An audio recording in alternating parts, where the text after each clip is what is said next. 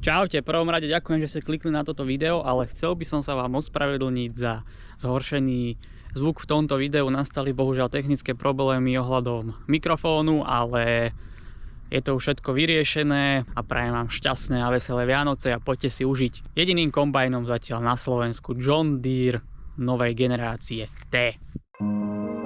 V jesenných prácach sa vykonáva jeden z posledných zberov úrody, a to mlátenie kukurice. Mlátenie bolo vykonávané s vytriasadlovým kombajnom John Deere 4. generácie rady T. Poďte nazrieť do kabíny tohto zatiaľ jediného kombajnu na slovenskej pôde.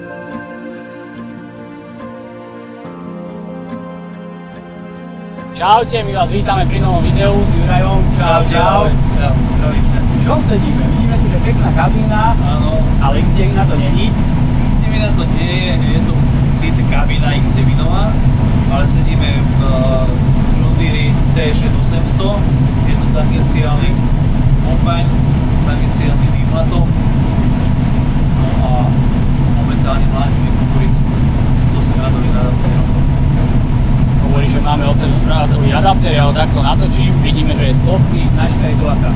Je to značka Oroš, Tornado, 8-radový sklopný, ako som povedal, roztež riadkov je to 76 cm, tam máme aj systém RowSense, to znamená, že navigujeme sa za pomoci klikadiel, ktoré sú tam na tých deličoch a tak sa držíme riadkov. Takže vlastne to, jak sa dotýka tej kukurice, tak to usmerňuje ten kombajn. Je tam na ľavej, na pravej strane vlastne také tykadlo, ktoré je pripojené s potenciometrom a on potom dáva signál do kombajna, tým pádom riadi celý kombajn alebo natáča kolesa. Ale keď chceme, aby sme boli presní, navádzať sa na tieto tykadlá, nazvieme ich, alebo senzory, tak musíme v klasickom autotracku urobiť si navádzaciu líniu z toho dôvodu, že keď pustíme kukuricu, náhodou sa stalo, že akurát v tom úseku nejakom nie je kukurica zídená alebo je polámaná, vyrytá diviakmi a tak ďalej, tak pokiaľ nedostane signál na tie tykadlá, tak automaticky prepína na anténu. A vieš toto využívať na nejaké úrade, keď to nie je presiate? Na úrade, keby ideme krížom, vieme to využívať, samozrejme si tam robíme tiež líniu, a on sa drží potom na tej úrade. Poďme si troška prebrať kombajn, predsa je to novinka na Slovensku, zatiaľ asi Je to jediný kus, nie? novinka, momentálne jazdí jediný kus, začali sme s ním v žatve v tomto roku, urobili sme nejaké hektáre, no a je to najsilnejší kombajn v T-škovej rade, T6800. Je tam 9-litrový motor s výkonom 466 koní s označením 9X. Je to nový motor John Deereácky, no a vyznačuje sa tým, že oproti tým starším modelom, teda je modernejší, pohybujeme sa niekde na úrovni 10 a maximálne 12 litrov na hektár, čo je myslím, že dobrá spotreba pri výnose nejakých 11,5 tony v priemere, no a samozrejme adaptéria je s drpičom. A vlastne teraz T6 má koľko modelových rád? T6 má 4 modelové rady, máme tam T6 500, 600, 700 a 800. Takže tie modelové rady sa teraz už v podstate tak prelínajú. Prelínajú sa. Aj T5, T6 a SK. Áno. Máme vlastne v tej T5-ky máme 6,8 litrové motory a v T6-ky máme 9 litrový motor. Myslím si, že v tej najnižšej je 6,8 litrový motor, ak sa nemýlim. A takisto ten 9 litrový motor, tá 9X-ka je v najslabšom dnesku. Takže je tu viac variant, keď niekto chce vybrať ten kombajn, aby si vedel tú zvoliť tú konfiguráciu. Pomínal si, že si bol cez žatvu na Deme. Akú lišku si mal? Mal som lišku X-ovú, John Deereácku. Lepšie povedané, už teraz nie je X, ale s označením XA. Ako sme hovorili pred chvíľkou, že kombajn, keď pripojí k sebe či už adaptér alebo mobilnú lištu, tak je tam tam iný konektor elektrický, 9-pinový a on vlastne ten adapter alebo lištu už rozpoznáva ako EasyBus náradie. To znamená, že mu nemusíme nejak konfigurovať, on už vie, že to je, treba, toto je 8-radový adapter, takže už nemusíme vyriešiť nič. Maximálne si nakalibrujeme zdvihy a tieto veci. Oproti predošlej generácii toto D-čko, kam smeroval ten pokrok, kde je tu hlavný posun? Môžeš to povedať z svojho hľadiska ako obsluhy? V Lani som chodil z T670, čo tiež vlastne v tej predchádzajúcej generácii najvýkonnejší kombajn. Tam bol motor s výkonom 450 koní, teraz je 466. Nová kabína, čo je najdôležitejšie, je to nová kabína. Všetky kombajny, či je to T-čko, S-ko, X-ko, majú X-kovú kabínu. Takže či ty sadneš do jedného, do druhého, do tretieho kombajna, ovládacie prvky, všetko je na tom istom mieste, odhľadnúť do toho, že či je to frekvenciálny alebo axiálny kombajn. Keď už sypeme, môžeme spomenúť len to sypanie. I T-čku predošlej verzie, je tu nejaké... Je tu rozdiel, vysypacie rúra alebo komín, ak sa to nazýva ľudovo, je s väčším priemerom, s väčšou vysypnou kapacitou. Predtým sme mali 125 litrov za sekundu, teraz máme 150 litrov za sekundu. A taká najdôležitejšia vec, ktorú je dobre spomenúť, je to, že alebo vysypacia koncovka je naklápacia. Máme tu nové monitory. Tento primárny monitor, ktorý je tu, je G5 Plus označenie. A máme ďalší pridavný monitor, to je G5 monitor. Monitory sú vlastne už na všetkých kombajnoch sú rovnaké teraz. To znamená, že aj doovládanie je všade rovnaké. My si vieme na tú jednu obrazovku vytvoriť čo chceme a tých obrazovek si vieme vytvoriť niekoľko podľa našich predstav, čo tam chceme mať. A samozrejme, keď si vytvoríme obrazovku, treba tu by sme mali to navádzanie alebo vytvorenie map úrodových, tak si to jednoduchým klikom prehodíme sem. Mapu budeme mať tu a ostatné veci si budeme riešiť. Takže skúsime v podstate všetko prispôsobiť k tebe čo najviac. Čo mi ak pasuje, to si prispôsobí. Takisto je to nová ovládacia páka alebo ten joystick, tak sa tomu hovorí. Základné funkcie sú také isté, ako boli na predchádzajúcom T-čku. To znamená jednotka, dvojka, trojka a tak ďalej, všetky ovládacie prvky. Ale máme tu, či už tu na spodnej časti alebo zo zadnej časti, máme konfigurovateľné tlačidlá, na ktoré si my vieme priradiť funkciu, akú my chceme, čo nám pasuje, či už autotrack, či už stredenie línií, alebo posúvanie a tak ďalej. Čo nám napadne, to si tam môžeme dať. Takže aj toto vieme konfigurovať, aby pre najlepší podľa tej obsluhy. Čo mu najlepšie vyhovuje, to si tam dá. Keď si prvýkrát zakosil s týmto kombajnom C-Žatu, čo bolo to prvé, to ti tak utklo pamäti, že toto je tá vychytávka oproti tomu predošlému? Čo mi tak utklo v pamäti? No, v prvom rade jednoduchšie ovládanie, tá páka je ergonomicky vytvarovaná, to je jedna vec. Druhá vec, páka je citlivejšia, je pohodlnejšia aj na pohyb, to je ďalšia vec. Volán, stĺpik sú už trošku iné, a tie páčky, vlastne na tom predchádzajúcom T-čku tam bola len tá jedna veľká hrubá páka, kde sa ovládali aj svetlá a tieto veci.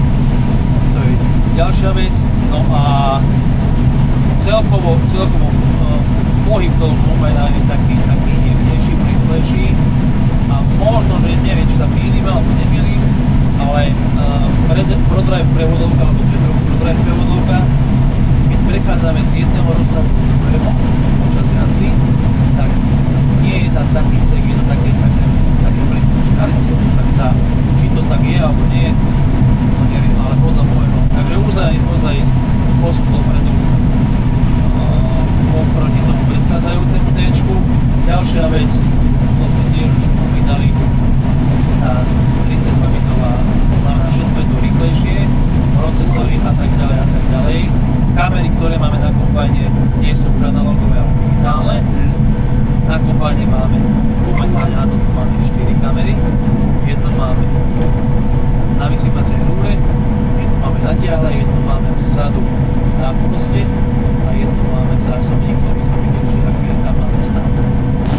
keď môžeme povedať takú analýzu, koľko si spravil hektárov, koľko si nabehal kilometrov, predsa ty si bol na predvádzačkách.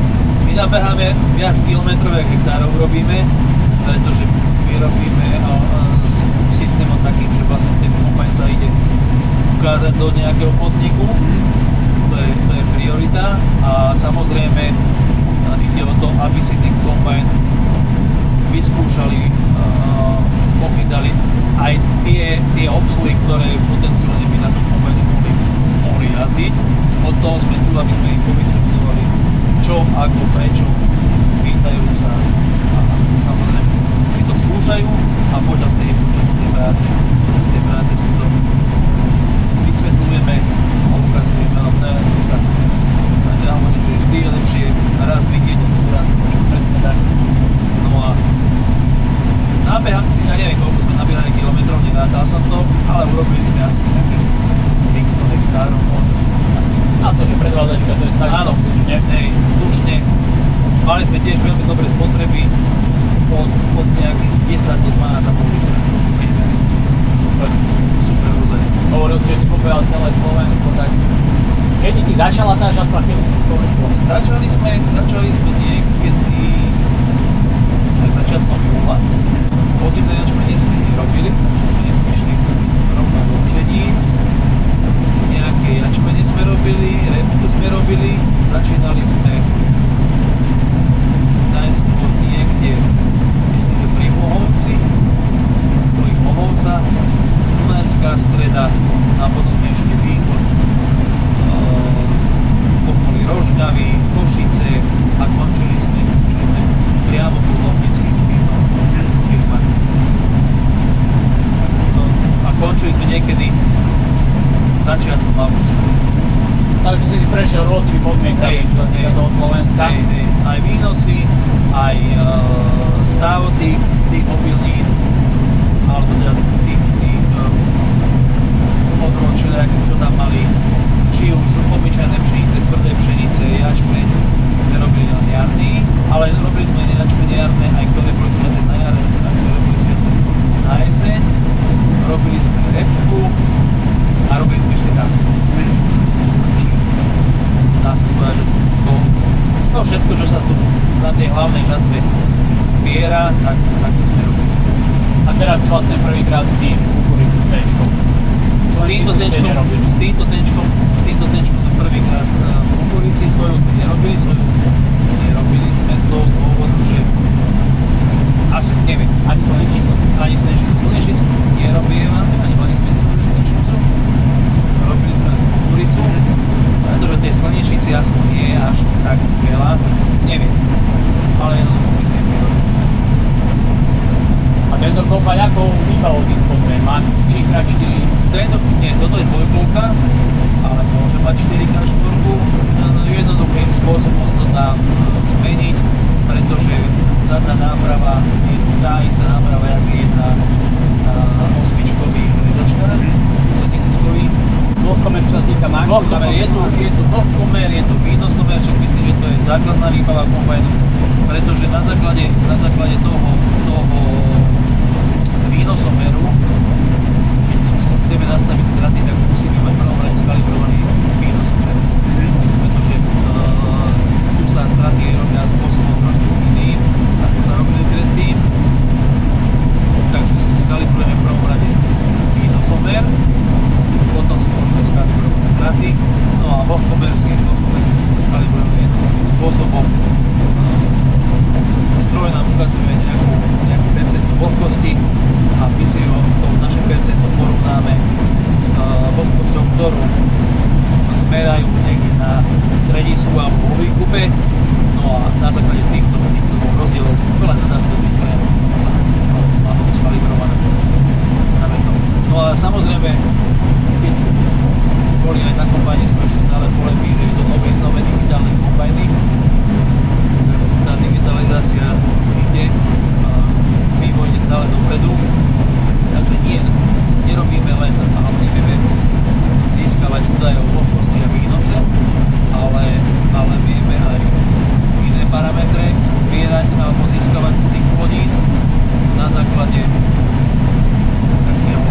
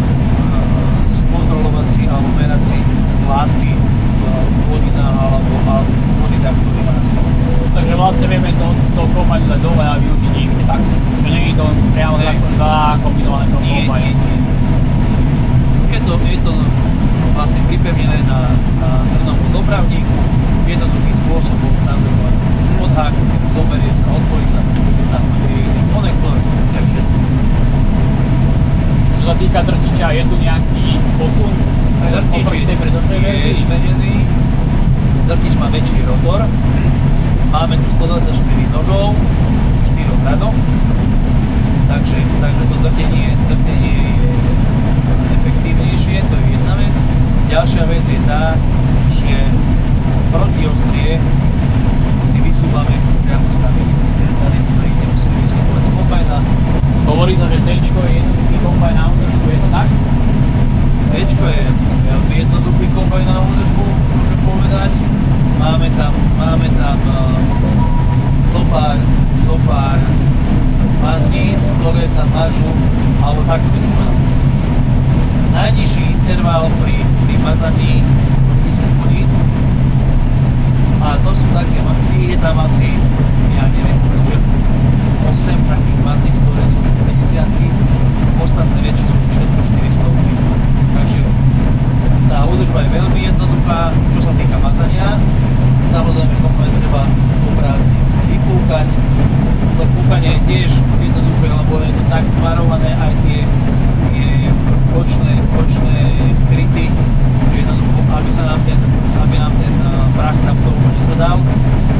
Takže to máme veľkú výhodu. Keby si tak porovnal, T-čko je určené pre akého zákazníka a S-ko pre akého, keď sa teraz už tie modely prelínajú? Hej, T-čko by som povedal, že je určený pre malé a stredné farmy, pretože s T-čkom síce vieme robiť samozrejme pekné výkony, ale keď už ideme do tých väčších výkonov, tak tam by som povedal, že to S-ko je lepšie, väčší výkon robí, ale tu si vieme urobiť s T-čkom, keď ideme v žatve v obilí, tak niekde sa vieme pohybovať okolo, keď je dobrý pracovný deň, dobre nastavená logistika odvozu, niekde okolo 40 hektárov vieme kľudne s tým T-čkom urobiť. No a s S-kom samozrejme, S-ko je axiálny kombajn a s tým S-kom už vieme potom robiť trošku väčšie výkony, takže S-ko nemá problém cez deň urobiť 50 hektárov. Ďalšia vec je to, že T-čka sa označujú ako 50-tonové kombajny. To znamená, že priechodnosť T-čka je 50 tón za hodinu. S-ka sú 75-tonové kombajny, alebo tak sa označujú. A X-ka sú 100-tonové kombajny. Vždy viac. Takže aj pre tých službárov skôr je to S-ko. Hej, pre službárov S-ko. Niektorí sa boja toho, že je to axiálny, že to robí gáliku, že to moc veľmi, ale ozaj ten rotor je tam veľmi šetrný klimatu. S-ko má vo svojej kategórii jeden z najväčších rotorov. Máme tam priemer, myslím, že nejakých 830 mm a dĺžku rotora 3120. Možno sa mýlim, ale pekné výkony to robí a pekne to vie aj urobiť, aj vyčistiť. Tak sa niektorí báli, že to na zletku bude čistiť, že tam bude veľa nečistot. S S-kom sme boli nie z týchto, ale z predchádzajúcich S-kom. Tak robila sa repka a krásna repka. Ale všetko záleží od hodiny, v akom je to stave, či to je dozreté, taký tam je mínus, takže je tam veľa premení. A aký vidíš ty hlavný rozdiel, čo sa týka obyčajnej R-kovej lišty, čo bola teraz, čo je Ačková? Teraz bola X-ková bola? Najprv bola R-ková, áno, to bola tá základná lišta, bola kedy čo boli. To bola pevná lišta. To znamená, že keď sme išli robiť repku, potrebovali sme repový adaptér. Potom predložiť si stôl. Potom boli X-ové lišty. Tam sa upisúval. Tam bol pohyblivé dno, takzvané Mario. To znamená, že sme si vedeli pekne za jazdník upisovať dno. X-áčková lišta je obdoba X-ovej lišty. Je to vlastne X-ová lišta, len je tam zmenená elektronika. Jak som spomínal na začiatku, že keď ju my pripojíme k kombajnu, tak kombajn si ju prečíta. Že je to X-ačková lišta, že je to trebárs XA30 a už vie, aký má záver a tak ďalej a tak ďalej. No a je to tak s pevnou lištou, je to teda flexibilná lišta, flexibilné máme RDF lišty, ale aj s týmto si vieme robiť či už ráh alebo soju, kľudne vieme ísť aj s X-ovou lištou. Aj keď teda do týchto plodín by som mohol robiť RDF flexibilnú lištu. A pre T-čko sa udávajú aké lišty, aké zábery? Môžu povedať pre T5, T6? Niekde, možno, že by sme začínali pri nejakej 25-ke, to je záber 7,6 metra, ale T5 by som možno išiel do 20-ky, čo je ešte menšia lišta. No a pri týchto A teda tie čísla teraz, čo hovoríš, 20-ky? To sú anglické miery. Stopy alebo niečo tak? Stopy, hej, 30 stop. 30 stop, to je 9,15 metra asi približne. 25 je 7,62 a potom ďalej ideme. Treba X-ové kombajny sa pohybujú niekde pri 40 a 45. Čo možno ide aj kalné. Áno, tam majú dokonca myslím 45, 13,7 metra. No ale to je už lišta označením ADX. To je lišta delená na stredný diel a to je krídlo. Tedy to je niekedy je dvihnutá, áno, že je keby naklonená to strana na každej strane. A tá 45-ka už vzadu má, a oni majú, čo to je tiež výbavy, oni majú odborné kolesa. Oni si nastavia či už výšku, ale aj sílu toho tromenia. Takže to je tá HDX. No ale predsa to by bolo na ten šikmák dosť na to dvíhanie hore dole. Aj to je jedna vec, ale aj tá lišta sama o sebe bola veľmi dlhá a s tým, že je delená, tak tá opora, tu ešte spomeniem, že ideme vlastne s týmto T-čkom momentálne v automatickom režime. Tu nás svieti kontrolka, taká podrážne auto. To znamená, že my si nastavíme nejaké priority pred voľby, že môžeme ísť treba maximálne 6,5 km za hodinu, limit máme nastavený na 8 motora, máme 85%, 4,5 máme straty obilia, čo ale musím povedať, že nie je strata obilia 4,5%, lebo to by sme mohli našu robotu zabaliť. 4,5 je len koeficient, kde si my nastavíme percento straty. Pre také jednoduchšie vysvetlenie, na 4,5 my máme momentálne nastavený 0,8% straty. Takže keď nám 4,5 ukazuje na displeji, tak skutočne máme stratu 0,8%. Tak sa hovorí, že do 1% je akceptovateľná strata. Ty ako vidíš T-čko? Je tam bez problémov ten 8-riadkový adapter, alebo skôr by tam si dával alebo odporúčal ten 6? Nie, 8 určite.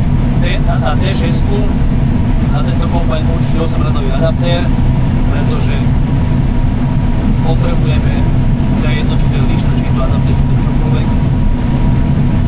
Kombajn musí byť zahltený, pretože keď kombajn je zahltený, tak robíme stratu, robíme nečistotu.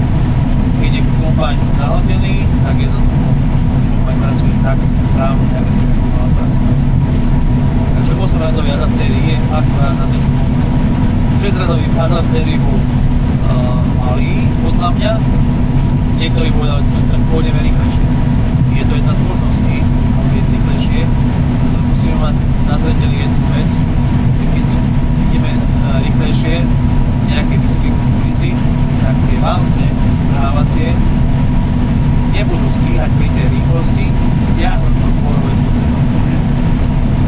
Oni sú tiež dimenzované na nejakú rýchlosť pojazdovú a ide o to, aby sme my tú ulicu, keď nám príde po zadnú časť toho adaptérom, ale ho bola skákať celkom. A donútra, aby nám prišlo len vlastne tie vlastne. Vlastne tam by mohol byť aj ten limit, asi ten držíš do spodu. Aj drtiš od spodu. Kebyže nepritočí, tak to nestiahlo Hej, tak dobre. hej, to drtenie by tam nebolo také kvalitné a hneď by sme išli aj na väčšie zaťaženie motora. Lebo by to tlačilo veci. Tento drtiš nemôže na ňu povedať zatiaľ nič. Môžeme pozrieť na roli, pekne všetko rozdrtené. Miestny malý, takže pôjdu hneď za nami s kľúčovačom, ale tu kľúčovač za nami nie je. Takže pôjdu pravdepodobne hneď s nejakou... Takže v podstate si ušetril jednu operáciu s týmto adaptérom, keď je tamto drtenie. Áno. Môžeme sa vrátiť na začiatok sezóny. Čím si ty začínal tento rok? Tento rok som začínal s postrekovačom. V apríli, myslím, sme začali. Hej. Bol to postrekovač ťahaný 740R alebo R740i. No a s tým sme tiež pochodili po Slovensku. Urobili sme tiež také ukážky. Postrekovač sa chvála Bohu aj hneď osvedčil a hneď po celoslovenských výpulách, kde bol ešte vystavený, išiel priamo zákazníkom. Čím bol ťahaný postrekovač? Ťahali sme ho 6195 km. Bola tam vlastne, nebola tam plynulá prevodovka, to chcem povedať, ale to postrekovačom som určite odporúčal prevodovku. Ale tak to bolo taký pilotný program s tým postrekovačom, takže, ale dobre, pekné výkony sme s tým spravili, boli zákazníci spokojní, ide o to, že tam bolo držanie dávky sa im hlavne páčilo, že to drží dávku, tak ako si nastavíme, to je jedna vec. Ramená je pekne plávali, žiadne skákanie, dole, doprava, doprava. Tak to si tam malo pracovnú rýchlosť. Pracovnú rýchlosť väčšinou sme robili na nejakých 200 litrov do hektára, sme používali dávku. No a rýchlosťou nejakých 16-17 km za hodinu. Tak sme asi išli. Ono by sa dalo ísť aj viac, určite, ale neboli tie podmienky vždy také adekvátne, ak by si behali. No a keby sme išli rýchlejšie, tým pádom ideme väčším tlakom, tlakové spektrum je tam menšie, no a väčší úvod. Neviem, či si hovoril, ako mal záber pracovný? 24 metrov. 24 metrov, bol tam section control, to znamená, a section control bol vypínatý každej jednej trysky, nemali sme to na sekcii, ale každú jednu trysku. Takže, či sme robili na plný záver, alebo do plyna, jednoducho vždy sme aplikovali dávku len tam, kde bolo treba. A tým pádom, keď máme vypínateľnú každú trysku, tam boli trysky na 50 cm, keď máme vypínateľnú každú trysku, tak tým pádom nemáme prestreknuté, nemáme nedostreknuté a vyaplikujeme len toľko, čo skutočne potrebujeme. Takže straty na tých chemické látky nie sú, alebo sú minimálne. Ďalej si čím pokračoval? Akou prácou? S jakým strojom? No potom sme už išli vlastne, boli sme niekde doma, nás sme si robili, potom boli celoslovenské pola. Tam ste mali dva kompany? Tam sme mali dva kompany, tam sme mali S-ko aj D-čko.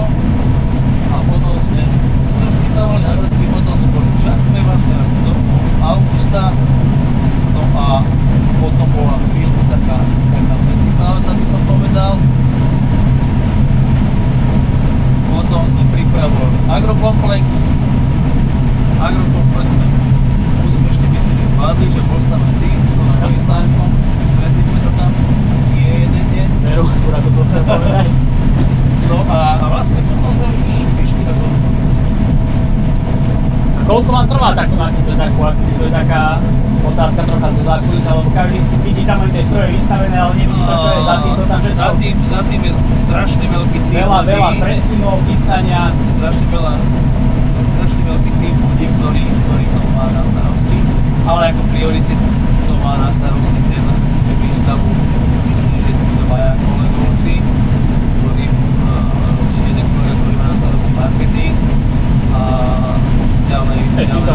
pozdravovať. Áno, pozdravujeme. Ištvana, Peťa, Ďuriho, Milana a tak ďalej a tak ďalej.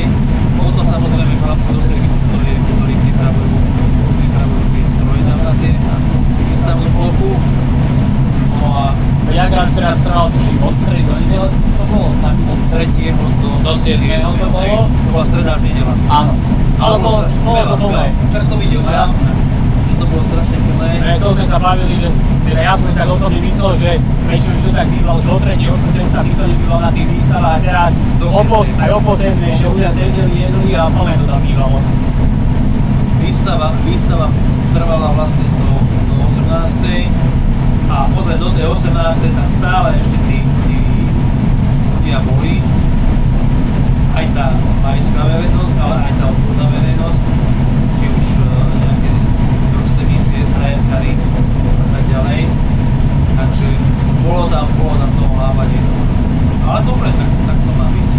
A to sa mi páčilo, že jednoducho či už strojov alebo tej polnospodárskej nazvime to techniky, tam bolo strašne. Konečne, ale taký Jagráš má byť. Taký Jagráš má byť. Pekné sprievodné programy tam boli. Bolo to na úrovni, tento rok bolo to na úrovni. A vy ste kedy začali tam navážať stroje? Len 5 dní trvala výstava, predtým už kedy ste začali na tom pracovať? V stredu začala výstava, ak sa nemýlim, nie, áno, v stredu. V sobotu ja som tam bol pozrieť na výstavisku, už tam bolo S-ko odstavené, R-ko, 9R-ko tam bolo, ešte pred tým Babylonom na tom parkovisku, za ešte neboli na hlavnej ploche. S-ko tam bolo, R-ko tam bolo tam rezačka tam bola. Áno. Aj 8R-ko, 6R-ko tam boli aj príslušenstva. V pondelok sa začalo už tak umiestňovať stroje. A tam všetko dávať na miesto, čistiť, leštiť.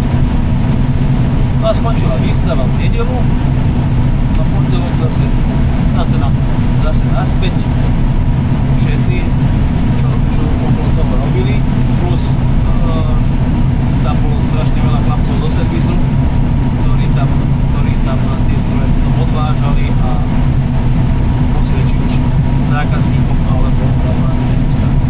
Jedno šťastie, že nebol ten sahársky prach jak pár dní predtým, lebo to by bolo zaujímavé čistiť tie stroje. Prach nebol, bol tam jeden, vlastne prvý deň myslím, že bola prvú noc, ak sa nemýlim, trošku, alebo veľká rosa bola, už neviem, tam tie stroje tam trošku utierali, ale ako komplet musím pozitívne hodnotiť. Ľudia mali záujem. Zvykneš ty jazdiť aj na rezačke? Nie, na rezačke nejazdí. Takže kombajn a traktor. Kombajn, traktor, tak kombajn je postrekovač.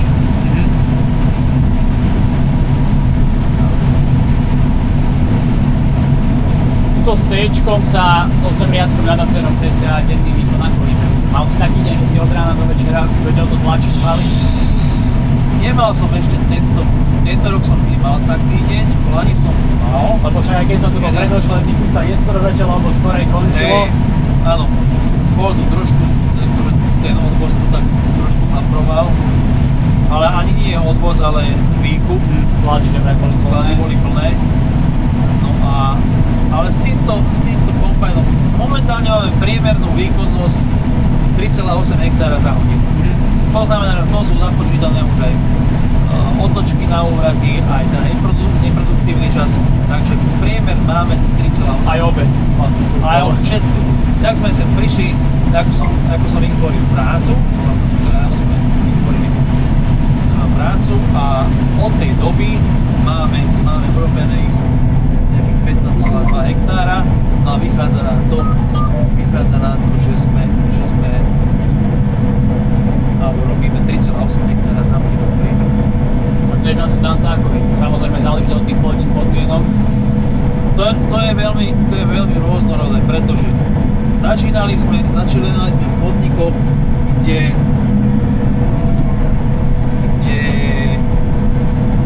zrno bolo suché relatívne, dobré vlhkosti tam boli, ale slama bola ešte nestrelá. Tým pádom väčšia spotreba, nižší výkon. Takže to je.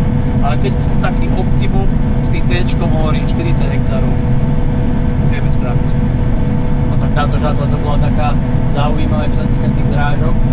Hej, začiatok bol taký, že sa kosilo a potom odrazu prišli dažde a týždeň sme stáli asi. Myslím, že týždeň sa stáli. Určite aj pre vás ako firmu tie 5 hľadačky bolo ťažké kombinovať, lebo niekde bolo zapršané, niekde nebolo. Áno, ale nemôžeme, že v Komárne neprší a ja neviem, v Prievidzi neprší, tak sa presunieme do Prievidze a na druhý deň sa vraciame do Komárna. Takže sa trošku pozerať na tú ekonomiku a efektívne vlastne robiť. No ale tak to si už plánujú naše predácie. Súľadujú s Takže ty si tu na pozícii vo firme Agroservice čisto na predvádzanie techniky. Ideme jazdiť bez techniky, čo najlepšom svete. Ale zase nie vymýšľať si, nenacadzovať to, ukázať skutočne to, čo ten stroj dokáže. A údržbu, teda respektíve fúkanie robíš na kopanie ráno, večer, keď máte tie presuny, presúvať sa medzi tými zákazníkmi. Ja som zástanca fúkania večer, pretože dobre, niekedy skončíme ozaj neskoro, ale aj tak sa snažím to vyfúkať večer, pretože ten prach ide jednoduchšie z toho stroja dole, to je jedna vec. Ráno už necháme si len, aby sme maximálne premazali stroj a skontrolovali, aby sme mohli ráno sadnúť čistý do stroja. Nie, že ja vyfúkam stroj, síce mám na sebe nejaké ochranné pomôcky alebo oblečenie, ale predsa ten prach to ide, no a celý deň potom sedieť takú zaprašenie. Radšej to vyfúkame, máme istotu, že to máme to vyčistené. Keby náhodou aj zapršalo v noci alebo čo, tak stroj je vyfúkaný, vyčistený. Ja radšej večer. Niektorí fúkajú ráno, no už záleží na človeku. A rýchlosť tu máme akú, čo sa týka prepravnej? Prepravná rýchlosť tu je 30 prevodovka, pretože na Slovensku to legislatívne nevieme dať vyššie. Na Slovensku legislatíva, že vraj povoluje iba 30 km rýchlosť na tých výstupech. Čekáš jasne 40-ky, áno, tak to majú na 40, tam nevieme, jak to je, ale tu je to na 30. No na tie malé prasuny, tak myslím, že to nie je problém, je to dostačujúce na tie kombajny, ale keď sa presúvaš niekde 150-200 km alebo 300, tak dáme to už natiaľne pri tej, či ide 40 alebo 30. Vyspravujú nejaký kilometr navyše určite. Áno. Tak my sa pomalej prestávke hlásime kvôli odvozom, troška na to tu nestíhalo. Teraz sme sa akurát bavili o bunkri, môžeš aj mi povedať teda na video, čo si mi hovoril, čo tu je nové v zásobníku. Nové je to, že vlastne zásobník má objem 13 500 litrov. A jak si pamätáš, v predchádzajúcich verziách boli vlhkomer, výnosomer, všetko bolo v bunkri a takisto aj časť teda komína. Teraz je už všetko vonku. To znamená, že výnosomer, vlhkomer máme na zrnovom dopravníku, vysypacia rúra je už vonku, aj piesť je vonku, za to keď otvárame komín alebo tú vysypaciu rúru, tak sa nám na boku tak vychýli také malé dvierka, tam je piesť. Takže veľká výhoda je to, keď potrebujeme ísť do bunkra, nič nás tam nezavadzia, máme tam schodíky, pekne sa tam vojdeme, či už potrebujeme sa dostať k okienku, alebo zo zásobníka je veľmi dobrý prístup k motoru, tej časti, ktorú nevidíme vlastne.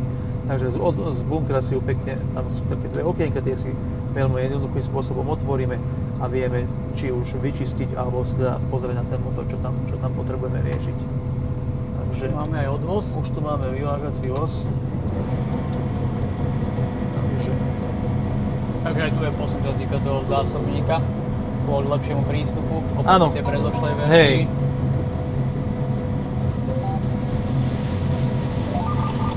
A tieto výnosové mapy, napríklad kebyže nejaký vedúci alebo majiteľ toho stroja vedel by na diaľku sledovať priamo. Všetko vie online sledovať na operačnom centre, či už v počítači alebo v telefóne si stiahne aplikáciu, dostane nejaké prístupové kódy od nás na ten svoj stroj a on si vie pozerať, aké má výnosy, ako mu pracuje stroj, v akom režime, aké má spotreby, jak je nastavený, či pracuje, či nepracuje, kde sa nachádza. Jednoducho všetko vie cez to operačné stredisko si riešiť. Samozrejme, tam si vie riešiť potom aj hranice polí a veľa funkcií toto operačné stredisko alebo operačné centrum má. Takže viete tieto údaje aj vy ako Agroservice na diaľku sledovať, v prípade poradiť mu určite nejaké veci doľadiť, čo týka toho nastavenia kombajna. Hej. On, ten zákazník nám povie, že má nejaký problém so strojom, či už je to kombajn, či to je traktor, či to je čokoľvek. My sa vieme na diaľku, alebo servisní technici sa vedia na diaľku pripojiť a keď je to možné, tak jednoducho mu poradia, že toto a toto, takisto aj s tým nastavením stroja. Dobre, niekedy sa to nedá na diaľku, musíš priamo prísť do toho stroja alebo tomu stroju, no a takto nastaviť, ale to operačné centrum strašne veľmi pomáha. A hlavne tieto výnosové mapy bude vedieť ten agronóm v rámci toho jedného pola, kde akú úradu mal, kde mal aké výnosy, prečo sú tam také výnosy, prečo sú tam inakšie výnosy, si to vie už potom nakonfigurovať. Samozrejme, nie len tie výnosy, ale ak sme hovorili cez ten RS Lab, výnosy, vlhkosť, či už dusíkaté látky, alebo ja neviem, olejnatosť a tak ďalej, tak ďalej. Všetko si vie cez tieto. Teda tieto výnosové mapy potom napríklad, keď ideme prihnojovať, vieme podľa toho variabilne prihnojovať. Hej, áno. Variabilne prihnojovať, variabilná sejba, všetko si vie riešiť cez tieto výnosové mapy. Lebo on na základe tej výnosovej mapy si môže urobiť predpisovú mapu, či už na sejbu, alebo na hnojenie, alebo aplikácia chemických látok a tak ďalej. Pretože teraz nový systém, alebo teda v systéme, čo máme už aj na postrekovačoch, tak vie postrekovač variabilne aplikovať dávku. Ano, že my mu pošleme cez JD Link priamo do stroja nejakú predpísanú mapu, pracovnú úlohu nazvime to, a on si spustí stroj a stroj na základe tej predpisovej mapy mu aplikuje buď chemické látky, alebo hnojivo, alebo variabilný sej. Takže vieme tie výnosové mapy sa budú využívať, čo sa týka tohto ušetrenia výnosové mapy, postrekovať týchto vecí. Jedna vec, výnosová mapa, ďalšia vec, navádzacie línie. My si môžeme prenášať z jedného stroja na druhý. Ano, záleží v akom režime alebo v akej aktivácii sme. My sme momentálne v SF jednotke presnosti, čo je presnosť 12 cm, 12,5 a myslím 12 cm s presnosťou, čo úplne pri zbere postačuje. Je to bezplatná verzia a keď chce ísť niekto na lepší alebo presnejší rozsah, tak ideme na RTK, čo je 2,5 cm. Takže tam je to už presne a na tom RTK systéme je opakovateľnosť, neviem či 5 alebo 10 rokov, to teraz by som klamal. A Ceža tu si využíval aj RTK, alebo tento kombajn ide? Tento kombajn má SF jednotku, ale boli sme na jednej akcii, také predvádzacej, kde sme mali zaktivované určité veci a riešili sme machine sync. To znamená, že synchronizovali sme stroje medzi sebou, kombajn s odvozovým prostriedkom, takým spôsobom, že ten traktorista bol niekde na kraji roly a on videl priamo môj kombajn a koľko mám zásobníku. Keď zistil, že už by bolo na čase ísť pri mňa, tak prišiel pri mňa s tým traktorom a kombajn si preberal riadenie toho traktora. To znamená, že kombajn riadil traktor. Keď išiel kombajn rýchlejšie, pohol sa aj traktor. Kombajn natočil traktor. Jo, vlastne teda na displeji vieš si naťukať ďalej, bližšie do Vieš si to momentálne tu to mám synchronizácia stroja, tu sa, keď to mám zaktivované, Môžeš ešte raz ukázať? tak tu je synchronizácia stroja, sú tu šípky dopredu, dozadu, doľava, doprava a ja si s tými šípkami nastavím alebo teda korigujem postavenie toho stroja voči kombajnu. Však lebo väčšinou to tak býva. Keď ty mlátiš, pridáš, aj traktorista ti pridá, tu Tak, si mal tak, jednakú tak. rýchlosť a vieš si ho posúvať. Jednakú rýchlosť, no a ďalšia vec, že on keď prichádza ku mne, tak ja si viem nastaviť na tej synchronizácii, na tom machine syncu, že v akej polohe, základnej polohe má byť voči kombajnu. Takže on keď príde- on má vlastne tú líniu, čo ide pod teba. Nie je to línia, keby som to takto nazval, on má postavenie voči dvom anténam. Áno. A teraz on príde ku mne a ja si nastavím, že tá jeho anténa bude v tejto línii. On keď príde ku mne, on zapne autotrack a tým pádom sa pripojí ku mne. A vlastne ako keby, že ten kombajn je bod a ten rozostup toho. Tak, rozostup vzdialenosti, skrátka, aké vzdialenosti má byť od toho kombajna a takisto aj dopredu, dozadu, doľava, doprava, všetko. Základný bod voči kombajnu. Jasno. No a potom keď je naplnený, tak ten traktorista a obsluha toho traktoru jednoducho, či už vstúpi na brzdu, alebo pridá plyn, alebo stočí kolesa, tak sa machine sync sa automaticky vypne a už ho ovláda. Je to veľká výhoda, určite, že aj pri kombajnoch, ale veľká výhoda je to pri rezačkách.